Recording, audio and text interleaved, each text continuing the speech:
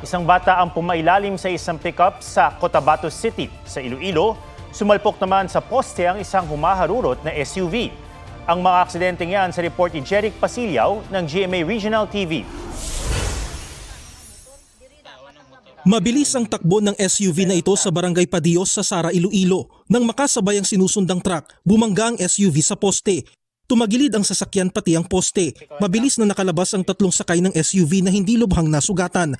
Ayon sa pulis, nawalan daw ng kontrol sa manibela ang driver.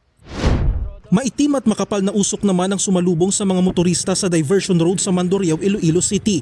Nasusunog na pala ang isang taxi. Ligtas naman ang driver at pasahero nito. Patuloy na iniimbestigahan ang pinagmulan ng apoy. Dumaraan naman ang pulang pick-up na ito sa Cotabato City. Nang tumawid ang isang bata, nabundol at pumailalim sa pick-up ang 3 taong gulang na babae. Nakaligtas ang bata na nagtamo ng mga sugat. Ayon sa kanyang mga magulang, hindi nila namalayang tumawid ang bata na nasa tapat lang ng kanilang bahay. Sumuko kalaunan ng driver ng pick-up at nangakong aakuin ang pagpapagamot sa bata. Jeric Pasilyaw ng GMA Regional TV nagbabalita para sa GMA Integrated News.